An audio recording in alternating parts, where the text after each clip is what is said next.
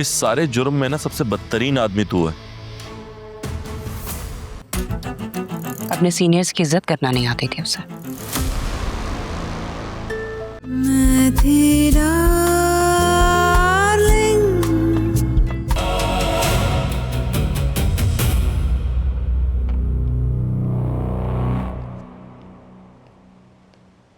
तुमने ग्लव्स क्यों उतारे में? भाई मुझे उल्टी हो रही थी, उलझन हो रही थी, उतार दिया मैंने। यार तुमने सारा प्लान खराब कर दिया। कहाँ कहाँ हाथ लगाएं? अब क्या करेंगे? मुझे क्या है यार, मैं बाथरूम से निकल के इधर आके बैठा हूँ और ये पीऊं कि नहीं पीऊं? Okay okay, do one thing. आप रानी को लेके गाड़ी में बैठे, मैं क्लीन करके आता हूँ सब। चल उठो, किसी चीज को बस हाथ मत लगाओ। सारी जगह क्लीन करो, एक एक जगह को क्लीन करो।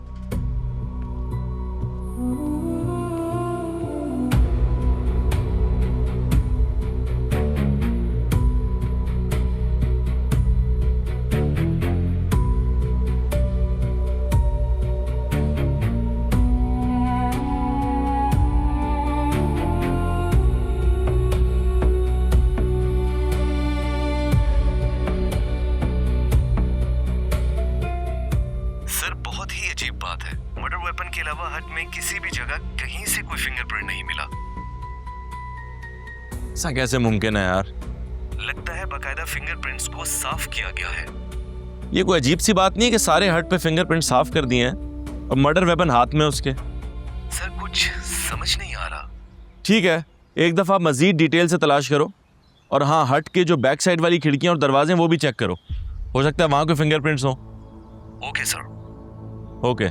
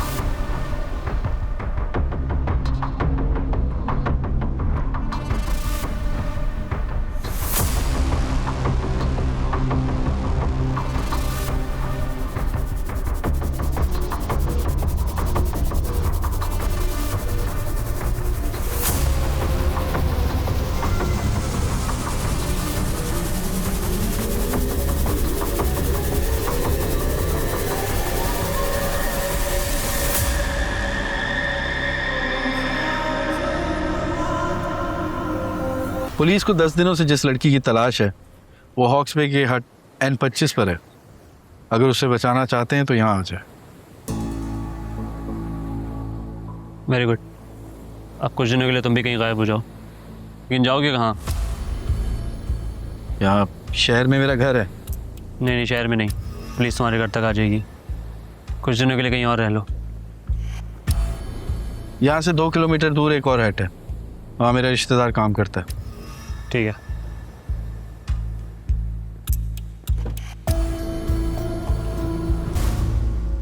जब तुम चले गए थे तो दोबारा हमारे पास क्यों आए?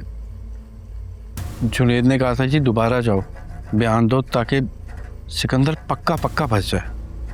तुम्हारी तो अपनी बेटी मर गई थी, तो तुम कैसे किसी और बेगुनाह लड़की की जान ले सकते हो यार? बेगुनाह नहीं थी सर वो। क्यों? ऐसा क्या गुनाह हो गया था उससे? बगैर शादी के गैर मर्दों के साथ रहना गुनाह ही है क्या करने आई थी वो सिकंदर के पास? तुम किस हैसियत से उसे सजा दे रहे थे? जज हो तुम? मैंने से कोई सजा नहीं ली। मैं तो इस प्लान का हिस्सा ही नहीं बनना चाहता था। अगर तुम वाकई खिलाफ थे तो तुम्हें पुलिस को इन्फॉर्म करना चाहिए था ना। करना थी, बल्कि मैंने सोचा था, पर तब तक बहुत देर हो चुकी थी। जिस दिन साजिद सर मिलने आए थे उस दिन गार्ड आया था। हाँ बताया तो है, क्यों आया था? वो अपने पैसे मांगने आया था। तो दिए पैसे? दिए पैसे?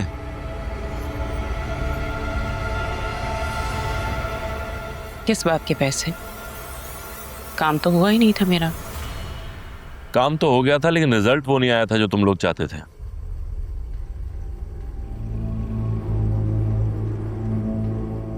तुम हॉस्पिटल क्यों आई थी? देखना चाहते थे कि सिकंदर जिंदा है या मर गया। सिकंदर से बदला लेने के लिए उस बेचारी डार्लिंग को तुम लोगों ने चारे के तौर पर इस्तेमाल किया। डिजर्व करती थी। क्यों? उस बेचारी का क्या कसूर था? कुछ नहीं, बस एक बदतमीज जूनियर थी। अपने सीनियर्स की इज्जत करना नहीं आती थी उसे।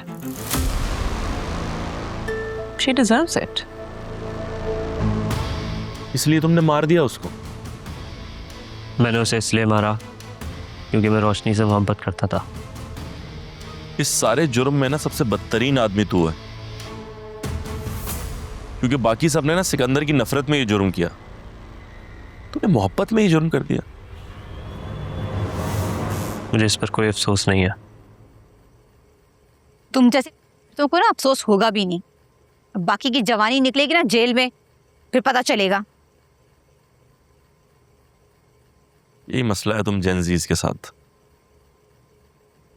नहीं सर, ये जेंजी नहीं है। तो कौन है?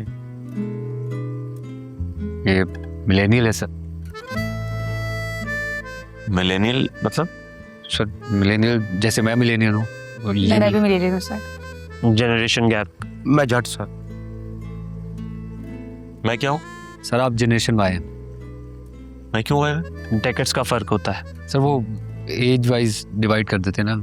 डेकेड्स में डिवाइड कर देते हैं हर जनरेशन। डेकेड्स का क्या? मतलब हर 10 साल बाद जो है वो चेंज कर देते हैं। 10-10 साल का फर्क होता है। जैसे आप जो हैं वो जनरेशन वाई हैं। सर 1980 से 1990 तक जनरेशन वाई जो आपने। तो उनको फिर जनरेशन वाई कहते 90 से पहले जो आ रहे हैं वो? हैं। नहीं, जनरेशन वाई वाई। और उसके बाद? मिलेनियल्स। सर हर डिकेड को एक अल्फाबेट से जोड़ दिया होगा। 10 साल में डिवाइड कर दिया। जेनजी कौन है? सर वो जो 2000 के बाद वाले हैं, 2000 के बाद वाले। इधर जेनजी कोई नहीं है। नहीं सर, मैं होते होते रह गया जासी। कह सकते हैं अपने आप। वो लगता है मगर है नहीं। अरे जाने दो, सबका चालान बनाओ, अदालत में पेश करना है इनको।